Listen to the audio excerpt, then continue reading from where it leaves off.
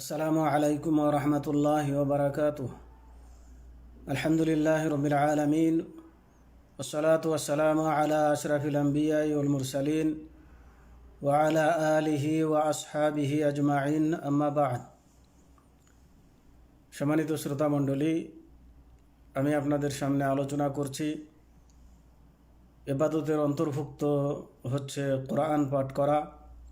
তার কিছু আলোচনা ইতিপূর্বে করেছি, আজকে আরও কিছু বাকি আলোচনা আপনাদের সামনে তুলে ধরবো ইনশাআল্লাহ।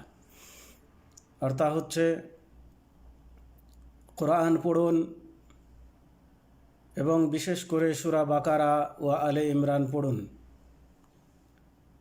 যেমন আবু উমামা রাদিয়াল্লাহু তাআলা আনহু হতে বর্ণিত হাদিসে নবী সাল্লাল্লাহু আলাইহি ওয়াসাল্লাম বলেন, ইকরাউল কুরআনা ফাইন্নাহু ইয়াতি ইয়াউমাল কিয়ামাতি শাফিআন লিআসহাবিহি।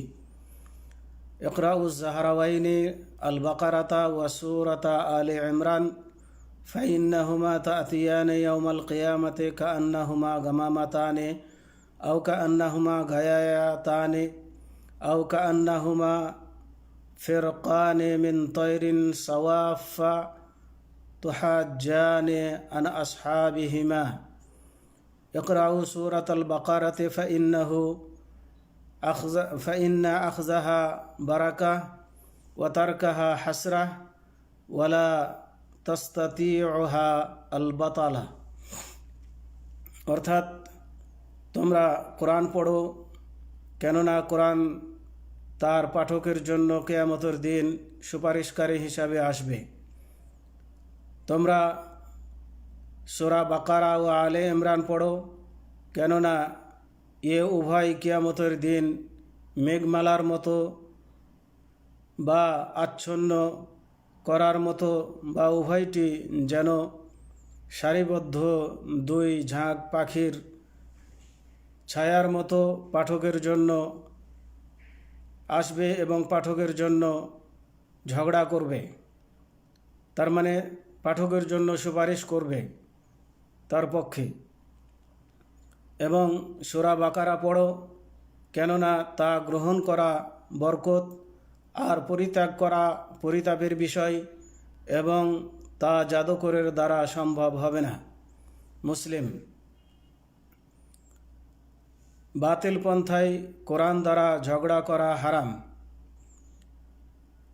আবু হুরায়রা রাদিয়াল্লাহু তাআলা আনহু হতে বর্ণিত নবী সাল্লাল্লাহু আলাইহি ওয়াসাল্লাম বলেন, আল মিরাউ ফিল কুরআনে কুফরুন, অর্থাৎ কোরআন নিয়ে ঝগড়া করা কুফরি।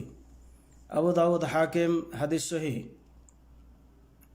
জুনদুব রাদিয়াল্লাহু তাআলা আনহু এর হাদিসে নবী সাল্লাল্লাহু আলাইহি ওয়াসাল্লাম হতে বর্ণিত রয়েছে, ইকরাউল কুরআনা মা তালাফাত আলাইহি কুলুবুকুম ফাইদা ইখতালাফতুম ফাকুমু আনহু। অর্থাৎ তোমরা কোরআন পড়ো যতক্ষণ পর্যন্ত তোমাদের অন্তর একত্রিত থাকে বা তোমাদের অন্তরের মধ্যে আকাঙ্ক্ষিত থাকে। যখন তোমরা মতভেদ করা শুরু করো বা তোমাদের মন যখন তার থেকে অনাগ্রহ প্রকাশ করবে, তখন তা হতে উঠে যাও। বুখারী ও মুসলিম। হে আল্লাহর বান্দা, কোরআন পাঠ করার বোঝার ক্ষেত্রে ও তার গভীর জ্ঞানের জন্য সচেষ্ট হন। ইবনে উমর রাদিয়াল্লাহু তাআলা আনহু এর হাদিসে নবী সাল্লাল্লাহু আলাইহি ওয়াসাল্লাম বলেন, ইকরাউল কুরআনা ফি কুল্লি শাহরিন, ইকরাহু ফি 20 লাইলাতান, ইকরাহু ফি 10, ইকরাহু ফি 7 ওয়ালা তাজিদ আলা যালিক। অর্থাৎ প্রত্যেক মাসে একবার কোরআন খতম করো, প্রত্যেক 20 দিনে একবার কোরআন খতম করো, প্রত্যেক 10 দিনে একবার এবং প্রত্যেক 7 দিনে একবার, এর বেশি করো না। বুখারী ও মুসলিম। মানে 7 দিনের কমে কোরআন খতম করো না। এখানে বলার উদ্দেশ্য হয়তো এটা যে যে কোরআন পড়ার সময় একটু ধীর স্থির সুন্দরভাবে তেলাওয়াত করা দরকার এবং তা বোঝা দরকার, বুঝে শুনে পড়া দরকার। তো এই বুঝে শুনে পড়তে হলে কিছু সময় লাগিয়ে পড়তে হয়।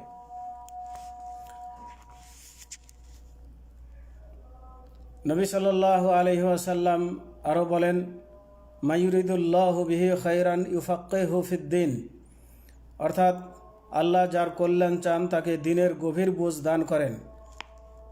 বুখারী ও মুসলিম।